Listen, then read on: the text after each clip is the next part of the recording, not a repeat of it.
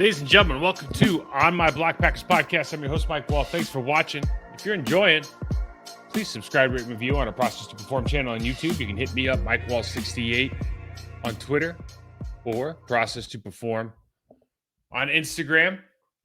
Process to Perform is our channel on YouTube. Like I said, please keep sending the comments, keep sending hitting the like buttons. Look at all that good stuff. We're going to talk Packers Falcons today, but first, our show is sponsored by BetOnline AG. BetOnline is your number one source for all your betting needs. Get the latest odds, lines, and matchup reports for baseball, boxing, esports, golf, soccer, football, and more. BetOnline continues to be the fastest and easiest way to place your wagers, including live betting to your favorite casino and card games available to play right from your phone. So head to the website or use your mobile device to sign up today and get into the action. Remember, use the promo code BELIEVE, that's BLAAV, for your 50% welcome bonus on your first deposit. Bet online where the game starts. Now, week 2, the Packers opened up 1.5 favorites in this Atlanta Falcons matchup. There's a lot of things going on here. This is very interesting. Both teams are actually quite similar. Obviously, head coach Arthur Smith and Matt LaFleur were coaching on the same staff in Tennessee under Mike Vrabel. I think Matt was the offensive coordinator, and then, of course, the tight ends coach was the position for Arthur Smith. They've obviously moved on to bigger and better things. I want to start off with what I thought was the best thing of the week, honestly. And this is no shot on Wisconsin people because Wisconsin, if you look at the top 10, I forgot how this looked, but if it's the top 10 amount of money, like cities and amount of money that they spend on cocktails or alcohol as a percentage of the income, like 7 of the top 10 places are in Wisconsin, which is honestly fantastic, right? That's why so many people love Green Bay. That's why so many people love Wisconsin. There's a bar on every corner. It's a good place to have a good time. So there's a bar in Wisconsin that said if Aaron Rodgers starts again, the Jets lose. Everybody probably knows this already, but hey, drinks for everybody. Oh, it's open bar night. So as soon as Rodgers goes down, everybody starts piling up their bar tabs, thinking it's going to be on the house. Jets pull out the game in overtime. A lot of sad faces. I'm not happy that it happened. I'm not happy about any of it. It was just pretty funny. The Packers are coming off a dominant 38-20 win over the Bears. Jordan Love passes for 3 touchdowns in the first half. Aaron Jones, by far the best player on offense, though. You talk about he has two touchdowns. He has 127 total yards through the ground and on the ground and through the air. Kind of the bigger news, I think, when you start looking at the stats, though, you break things down a little bit more and you watch the tape. The Packers only averaged a shade under 3 yards a carry, right? A.J. Dillon in particular, terrible outing. Not necessarily his fault, as we showed in the last show. 13 carries, 19 yards. Like, that's a losing day by any metric, right? I know A.J.'s not happy with that. Certainly he had a couple of good runs, but when you watch how the Bears defense got into our backfield, a lot of missed assignments or a lot of bad angles, and a lot of that has to do with instead of running double teams, you're doing some pin and pull stuff. You're down blocking. You're trying to get to second level and use leverage box, which is something they'll have to do against a good Atlanta defense this week, who gives you multiple fronts, multiple looks. So that's something that they're really going to have to clean up if they want to get want to propel into whatever the next phase of this Packers offense looks like. The defense, I thought, played excellent. The talent really started to play up to the potential as far as what we think they can be with, I think 8 first-round picks on that defense. DJ Moore had 2 catches for 25 yards, going largely up against Jenner and company in the backfield. Slowed down the running game. I mean, really, if you look at the Bears running game last week, we're just doing a quick recap. They really only had 63 yards rushing if you take away field scrambles, right? Like, and a lot of those were like non-design scrambles. Those are, drop back in the pocket. Oh, hell, Rashawn Gary. Oh, Ngbari. Oh, Kenny Clark are coming at me. I got to get out of the way. So really only 63 yards on the ground when you talk about running backs. But going back to DJ Moore, going back to what we thought we were going to see with that, I think that's a big deal because this week the Falcons are coming in town, and we'll show this on the tape we're going to show a little bit later. They came in taking down the Panthers 24-10. Good matchup, good win for them. Panthers obviously have multiple issues. Just from a talent standpoint, they're not necessarily where they need to be. I don't think the Falcons, when you look at the Packers, just from a talent standpoint, are necessarily where they want to be. I think they want to be the Packers in a year and a half, but Arthur Smith clearly has a clear idea, and he's indicated how he wants to play offense and defense, what the culture of that team is going to be. I think what's important is their first round pick this year, Drake London from first round pick at SC, a guy. He didn't have a single catch. And so they're probably thinking, amongst other things, that we're going to get this guy going. We're going to get Kyle Pitts going. Kyle Pitts had 2 catches for 37 yards or something like that. Not a big impact in the game. A lot of that has to do with how they play. A lot of that has to do with the quarterback. A lot of that has to do with pass protection we'll get into later. But if Atlanta's sitting there and thinking, oh, we're going to get this Drake London kid going, and now he has to go play against Jair Alexander. Like, I'm 100% buying in on Jair Alexander. Like, anything that he wants to do, if he wants to dance, if he wants to talk trash, if he wants to, get extra attention to himself, wants to wear cool sunglasses, he's that guy. He's really that good. He's that kind of player. Even in games where like Terry McLaurin beat him pretty bad in the Redskins or the Commanders game last season, he just bounces back and has another phenomenal week the next week. So he's just one of those guys where I just don't think Drake London's going to be able to turn this game around against that defense. Now, when you start looking at that offense for Atlanta Falcons, we'll go through some of the tape on this stuff. But Desmond Ridder was efficient, if nothing else. I mean, he's 15 for 18. He's got 115 yards. He's got a touchdown, no picks. It was a very, very, very boring game to watch through the air. He's running for his life a lot. There's a lot of things he had to do because of the Brian Burns and company pass rush. Some guys on their offensive line are candidates to get beat really bad this weekend. I'm talking about both their tackles in particular. And Chris Lindstrom, who has been, for my money, one of the best guards of the league the last 2 seasons. Derek Brown of the Carolina Panthers beat him pretty bad on a number of plays. He got 2 holding calls, and I think he gave up a sack or a half sack. Kenny Clark's a lot better than Derek Brown right now. And, Derek Brown's a good player. But again, you just start looking at these matchups, like Brian Burns and Rashawn Gary are similar to me. So when Brian Burns is destroying Caleb McGarry, destroying Jake Matthews, Jake Matthews probably had a worse game than McGarry. It's just Jake Matthews gets beat so bad early that the quarterback can get rid of the ball. It's like Vinny Testaverde told me one time. He's like 41 years old. He's playing for Carolina. He says, Mike, lose them early so I can see him coming. If you lose them late, I can't get out of the way, right? So it was kind of one of those deals where he got beat bad a couple times. It's just not going to show up in the stats to be as bad as Caleb McGarry, but they were both bad on bad. Rashawn Gary is every bit the same problem.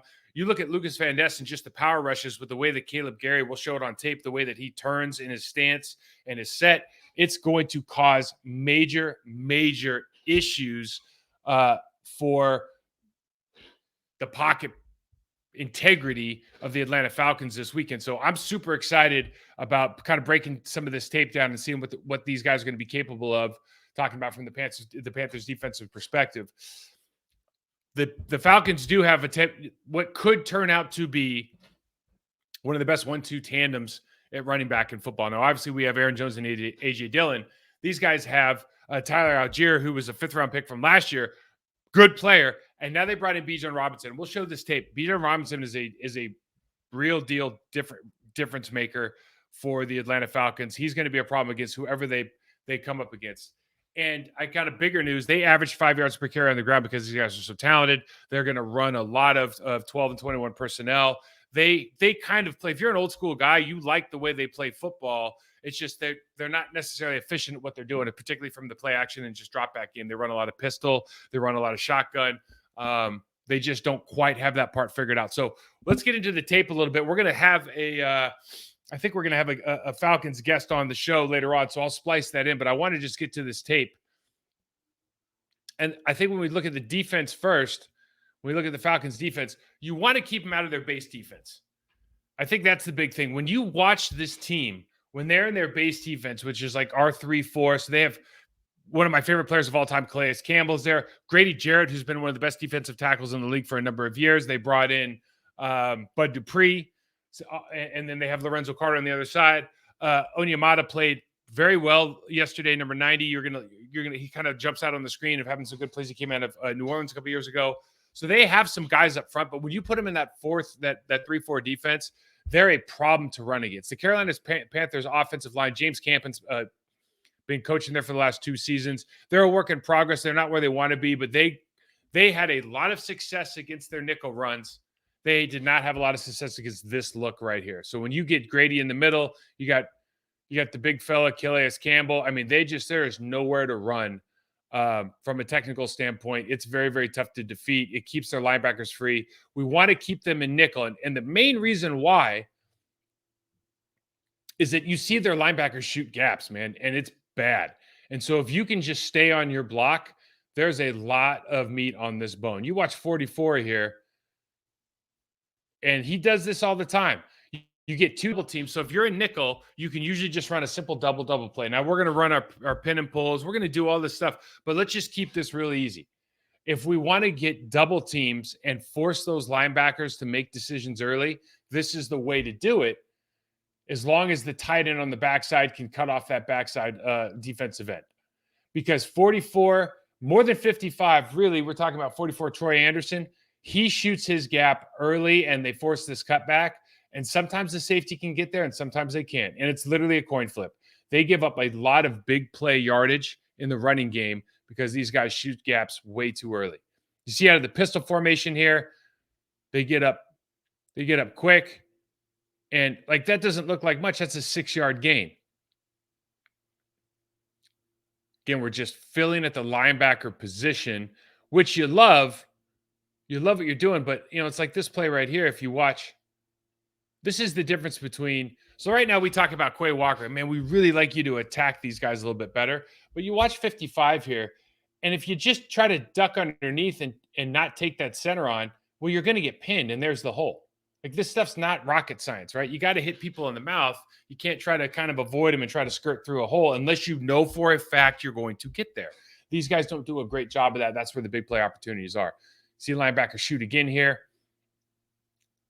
He just gets down, and then you can just see, like, anybody who's watching the show could run through the hole that's about to be created by Brady Christensen, number 70, and then obviously Bozeman, their center here with the cutoff on the linebacker. Like these are big plays. Anybody can do these plays against this nickel defense. Now you have to have, whether it's Luke Musgrave, Tucker Kraft, if you put the quarterback there, whatever, you have to have a tight end that can cut off the backside. These guys do a pretty good job right here. And then actually just does number 80 does a fantastic job of filling on Troy Anderson. Again, you just get these plays where it's not hard. This isn't one of those games where the Packers are going to be like, we don't know how we're going to get to the second level. The second level is going to come to us. So stay on your doubles, let them run into you, make that part of the play. Because once you get Grady Jarrett's a great player, he's not that big, right? He doesn't weigh that much. So if you get some initial push on him, you can actually do some damage. But talking about defensive tackle matchups, Grady is a penetrator. He's not as big as Kenny. He's a better pass rusher. He has been historically, but he's a penetrator, and he just defeats guys and he gets running backs to have to make cuts early. Now, you'll see at the end of this play, he ends up getting driven to the ground, but the damage is already done. So this is one option that the Falcons, I think that we'll probably see a little bit more. This is their nickel defense, okay? But they've just brought Caden Ellis down to the line of scrimmage, and they're playing a little bit more of like a 51 front here, right? And it's still an even look, but because you have Bud Dupree out there playing outside linebacker, and you got Troy Anderson playing back now, you still have all your gaps covered. It allows you to fill a safety down if you're going to go. If you're going to play, 12 personnel, or even if they want to sit in 11 personnel, and if we sit in 11 or if you sit in 12, you want to match with nickel. It allows them to play with more guys closer to the line of scrimmage. I think they feel like if you get single blocks, particularly their defensive tackles versus Josh Myers versus maybe JRJ, maybe versus Jenkins, I think they're probably going to feel like they like that matchup. Calais Campbell, Grady Jarrett, and get them one-on-one situations. So I would imagine they're trying to get those guys singled up. That's going to free up those linebackers and make it so they don't need to force themselves. They don't have to feel like they force themselves into the A or B gap early. Safety comes down and makes the play here, but really the play is made by Grady. Now you see a couple different things you can do out of even the nickel look is you just do these quick TE games. And this is something that is a very, very easy way for defenses to shut down inside zone. by running the TE game. It's also if you run double teams on the backside or if you run pin and pull stuff, this is a very easy way to take advantage of movement on offense. Okay. So defensively, this ends up working out. Bud Dupree comes inside and wins. So that's a very good way to play. But you can also, on the other side of that, with all the pin and pull stuff that we do, if they guess wrong, those are big plays out the gate for Aaron Jones and company. Now, one thing that we need to talk about as proponents of the Green Bay Packers, this kid, Jesse Bates, can play football. Okay, so in 2022, he had 4 picks, 8 passes defended, had a forced fumble. I think he had 70 some odd tackles. He had 2 picks against Desmond Ridder. Desmond Ridder and Jordan Love, I don't think, are on the same level. I think Jordan Love's probably a better player at this stage. And I certainly think the offense that the Green Bay Packers run is more conducive to him being successful than Desmond Ridder's from a passing standpoint, not from a production standpoint, from a passing standpoint. Having said that, this is a sneaky, sneaky good play by Jesse Bates.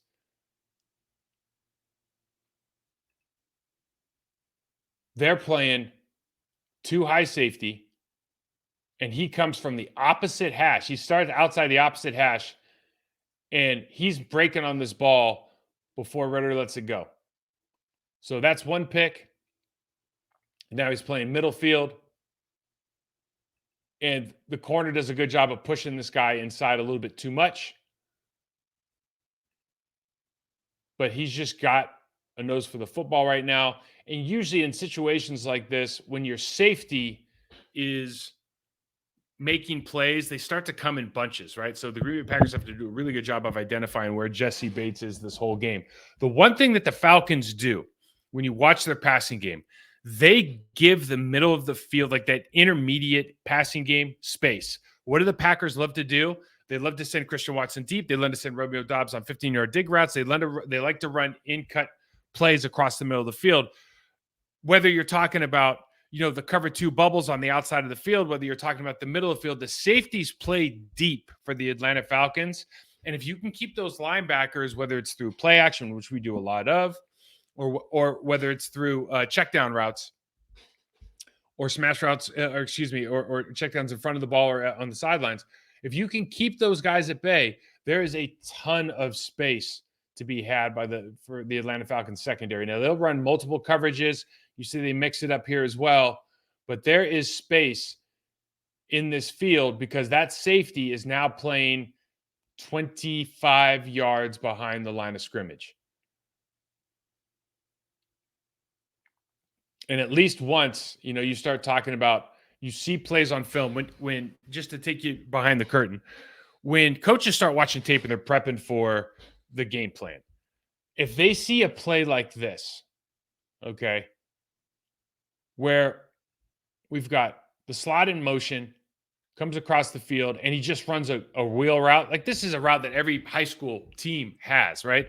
But if they figure out, hey, we can probably get a middle linebacker matchup, and that middle linebacker is actually going to, if you watch again, the middle linebacker is actually going to chase towards the line of scrimmage our tight end. That could be Luke Musgrave, for example, and we can wheel route on him. I mean, this is an easy touchdown. They missed this play, right? Bryce Young just missed this play. This is an easy touch, okay? Especially if you got speed on the outside, whether it's a slot receiver, Jalen Reed or Romeo Doubs, whether it's Musgrave. You get a linebacker matchup against this guy, Caden Ellis, versus any one of the guys I just mentioned, or one of our running backs. This is a touchdown. This is a home run. So at least once we need to see this play. Obviously, Bryce Young, who's going to be a great player, ends up doing a scribble here. You got to ID the pressures. Now, the Atlanta Falcons, I wouldn't say have a sexy pass rush as far as their defensive line. Calais Campbell, I mean, he's a solid player now. He's been an incredible player. He's not a pass rush specialist. Never really was, but he's certainly not now. David Onyemata, not a pass rusher. Grady Jarrett can have success, but he's going to have success pressing the pocket. It's going to be more of an effort sack than he's not going to he doesn't have a Warren Sapp Club rip. He doesn't have he doesn't have something you're just going, man, I don't know how I'm going to defeat that. Okay. But he is going to beat you with leverage and he's going to play through the whistle. Lorenzo Carter, Bud Dupree for me, when he was drafted by the Pittsburgh Steelers, he played for Tennessee the last couple of years. So I've done a ton of tape on him. like he's a good player, but he's not. You just don't sit there and go, man, I'm really worried about his pass rush. Okay. So they have to find ways to create mismatches. They have to find ways to overload. And one thing that they found very effective this week, and they'll probably start coming with it again, is they use double A gaps, A gap pressures with the linebackers. And if you don't ID properly late in the game, this hit home twice.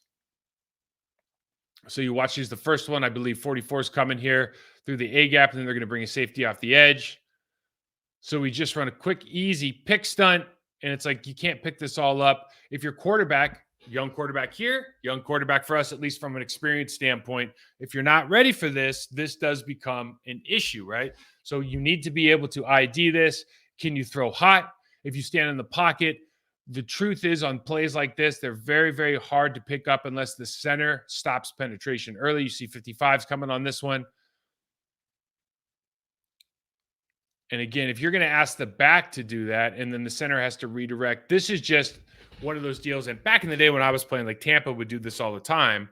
And Tampa would do it, but also Chicago was really best at this. Chicago, Urlacher and Briggs would stay in the A gaps, and you just had to go like, all right, which one's coming? Nowadays, these teams will run it based on where the center points. So whatever the center points, whatever declaration they make, they have kind of an unwritten rule where if he points to the left, the right guy's coming. If they point to the right, the left guy's coming. And that can accompany with it, a slot pressure versus just running, a three-man game on that side. And everybody just kind of knows what's happening. So it's a little bit more sophisticated than it used to be. Very difficult to pick up. You can see here just in the freeze frame, you've got Calais Campbell and 44 Troy Anderson coming free regardless of what happens in the inside. But we end up getting a big play here from Lorenzo Carter. This on offense, now turning back, now I think the focus is a lot of the talk's going to be about how to stop Bijan Robinson and Tyler Algier, and I think it should be. This offensive line is not up to standard. Chris Lindstrom is going to have a bounce back game as far as technically. He's not going to get 2 holding penalties again, but Kenny Clark and that matchup is something that you like. You certainly like Devontae Wyatt against Matthew Bergeron and Damian Drew on the other side. TJ Slayton against Damian Drew in the middle, and you have to love. If Rashawn Gary can get 15 or 20 snaps this week, he's going to have 2 sacks. He's going to have a handful of pressures if he plays against Caleb McGarry, unless they give him a lot of help, which they ended up doing in the second half. But they get beat a lot. They're going to line up in a ton of 12. They might even call it 13. Kyle Pitts really is. Kyle Pitts is a mercurial talent, but he's not a tight end. If he puts his hand in the ground, it's to run a route. If he gets in the slot, it's to run a route. He cannot block. He does not want to block. He's not good at blocking. He is an incredible talent. But they're going to line up at 12, 21 personnel. They play with a lot of fullback action, and they're going to try to establish the run. And they did some good things in the run game. They have some guys on that team, the right tackle, the right guard. They can run block, okay? They brought in from New England, they brought in Jonnu Smith this season, and he's a very, very talented player. You put him with John Fitzpatrick, Macaulay Pruitt, and then obviously Kyle Pitts. Like, they have a good tight end room. They use those guys to the full extent. And then obviously they'll bring in Keith Smith, who played for the San Francisco 49ers. So just is one of those use check taught fullbacks. Okay. But this is them in a nutshell. Like, when you watch the game last week, it's kind of like, if you're going to drop back, you go into 12 or 13 personnel, drop back. First of all, this is the first play of the game. And he's throwing this in cut. Both these guys are covered. When he's going to let this ball go right here, that's a pick. He's throwing an interception on the first play. Okay, my point to you is, if you just play sound defense, the way that they structure some of their stuff, the ball's going to end up in your lap. Okay, just some of their passing game stuff is very, very condensed. And maybe it's because they want Ritter to throw over the middle. I don't know. But it's very condensed, and there's very, very small windows. And it's just like, just do your job here. You don't have to do anything special. This ball ends up getting batted up. I think he catches it instead of just batting it down and takes a loss. Okay. Again, you see 85 and 81, Pruitt and Jonnu Smith in the game. This is not 13 personnel. Kyle Pitts is out in the slot here. We're going to match this however we match 12. Now, if we decide to match 12 in nickel, which the Carolina Panthers were happy to do for a large part of the game, right? Because even at a nickel, If you feel like you can win your 1v1 matchups and you can put those guys in situations on the edge where their tight ends aren't going to be able to block our defensive ends, it's just not. They're just not good enough. Then I think you have a real opportunity to figure out how to deal with the Kyle Pitts issue, because even though he's not a true tight end, he's really just a slot receiver. He is a special athlete.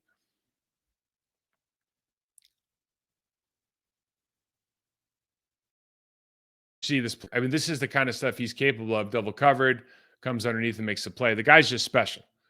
And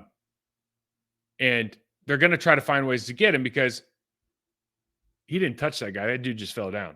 I mean, he's got that kind of speed, threatening presence, size. Like, that's a lot of man running right at you.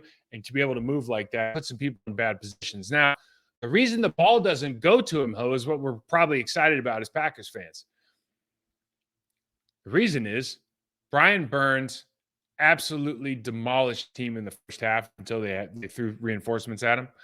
And Brian Burns is one of my favorite players, right? I thought when Brian Burns and Hassan Reddick were together, maybe, arguably the best 1-2 tandem in the league, at least certainly in the conversation. Rashawn Gary's every bit as good as Brian Burns. Now, he's not going to get many snaps, but you just see the way that number 76 McGarry sets. We talk about it all the time. You set like that, you're setting to lose. You're sitting with your chest to the sideline after 2 kicks. You are giving up. That's a slow death. And with the way that Rashawn Gary rushes, with the way that Lucas Van Ness rushes, with the way that Bari rushes, any of our guys, long arm stab, open him up, right? Rip through. You can 2-arm press. Desmond Ridder is going to feel pressure, right? And if they throw quick game, well, then we sit on quick game. But I'm just telling the audience, if you sit here and think that they can hold up against our pass rush over the long term, I just think that's going to be a really tough ask. You got a sack fumble here.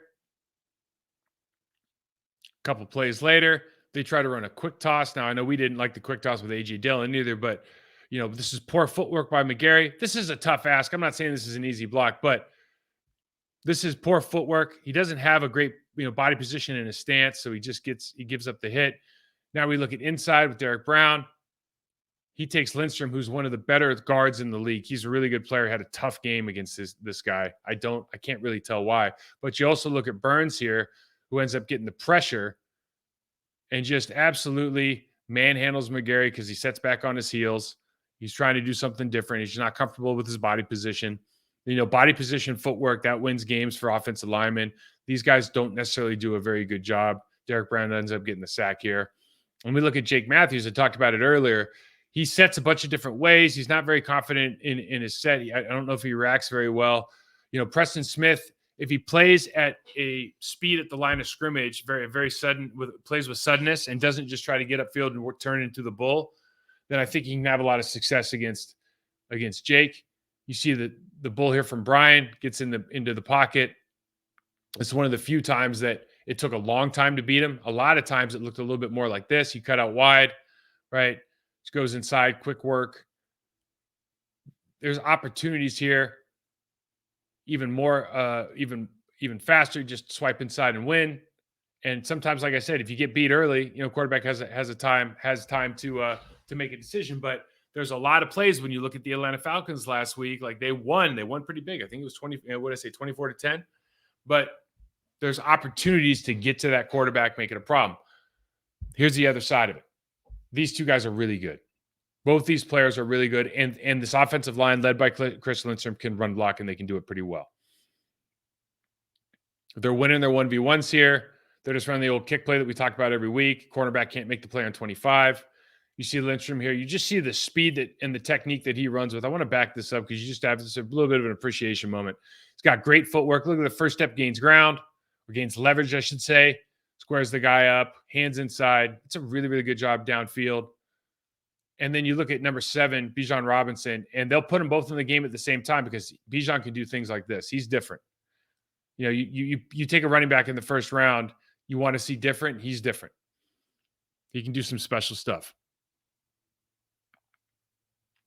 So love of this misdirection play. This is something that they'll try to feature again with us, especially if we get into our base defense. You see it here.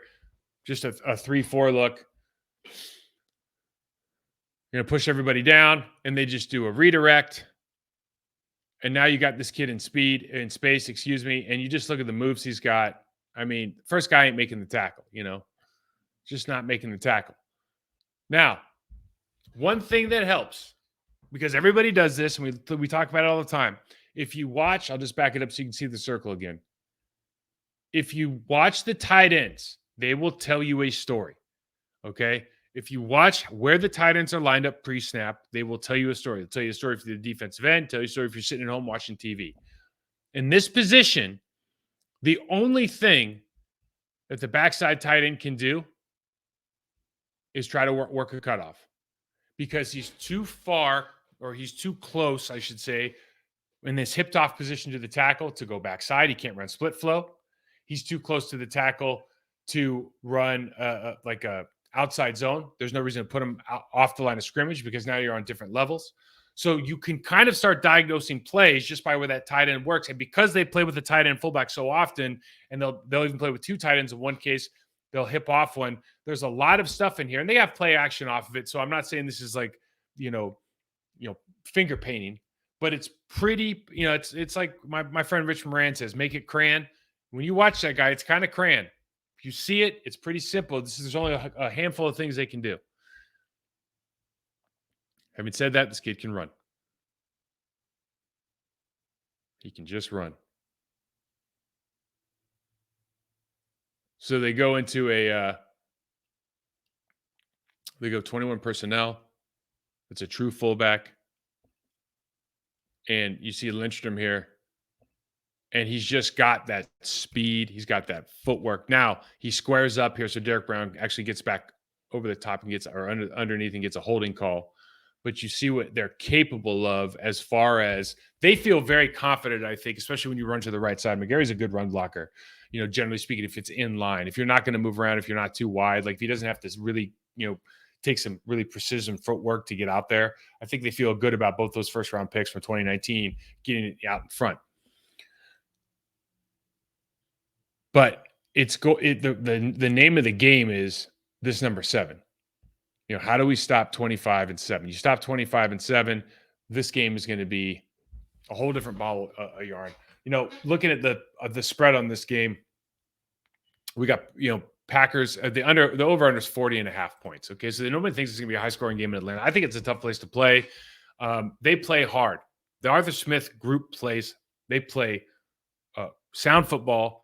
Their defense was surprising last. Like their defenses, they feature a lot of different fronts.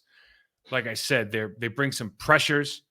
I think their linebackers become a weakness when they shoot the gaps at nickel, and I think we should take advantage of that. We'll see what happens.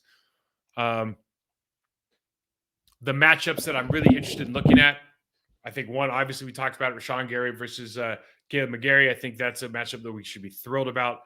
Lindstrom versus Clark and Wyatt. I mean, as good as Lindstrom has been, really, really tough week for him last week. So if we're basing it on what have you done for me lately, I think that's an interesting matchup. But then the other really thing, the thing here is when they go that 13, it's really a 12 personnel. How are you going to match that up? Because Kyle Pitts is a problem. I don't know who you put against him. I mean, it's almost like, is this what you drafted Quay Walker for? So you could at least move him out and play maybe some sort of zone or man with help, combo coverage. This guy's an issue. Like, I kind of feel like you put Drake London and Jair Alexander, you just tell Jair, hey, let's just follow the rookie today, all right? You just shut down this kid, and let's figure out how to cover Pitts, because he's bigger, he's faster, he can just better. He's a better human than most people. And I don't know if we have a guy in the field that can cover, like Darnell Savage physically just can't cover him. I don't think Rudy Ford can physically just cover him. I think Quay Walker could, but I just don't know what that looks like if you try to man them up, right? Like, I don't know if Quay Walker's coverage skills are up to Kyle Pitts' receiving skills or route running skills. I don't think they're at the same level. So I think how they cover that matchup hopefully is kind of negated or nullified by the fact that we get to the quarterback too soon. But I know they're going to try to get that guy more involved. Certainly I would if I was them. He makes some spectacular catches. Desmond Ridder is last in the league in yards per, like air yards per pass. And they've invested heavily in the skill positions. So you just think Arthur Smith has a vision for what he wants to do. We think we know what that looks like. Do they have the line to give this kid time to actually make plays? And against the Green Bay Packers, like, my simple answer is I don't think so. So I just think from a talent standpoint, we win this game. The keys to the game for me are really simple. Don't turn the ball over. I think if you just don't turn the ball over, you win this game. Because I just think talent-wise, our talent is better than their talent. You look at these key positions, the matchups that you like. They draft Drake London. We have Jair Alexander. They have anybody you want, anybody on the offensive line. We have Rashawn Gary. We have Clay. Like, our defensive line is better than their offensive line, especially now from a depth standpoint. Kyle Pitts is kind of that X factor, but if you can focus and bracket coverage that guy, you start feeling a lot better about yourself, certainly. But I think the pass rushers, like I said, are going to take care of it. And then on the other side of the football, when Jordan Love and company are on the field, I think our offensive line is good. I think Zach Thomas solidified that offensive line. It's going to only continue to get better. He's doing a phenomenal job. I think our offensive line is better than their box players. They'll have to prove me wrong. I think as long as we keep them in nickel and make it simple, I think it's very easy. If you put them in base defense, they force themselves into base, whether we run 12 personnel or whatnot, which I don't think they would against our tight ends. But if they did, I think you got to feel pretty good about our pin and pull stuff. I got to feel pretty good about our outside game and our power game, or our man scheme, our power blocking. And then outside, whether Christian Watson's healthy or not, Jesse Bates is certainly a formidable opponent, and I think they have a lot of good players on defense.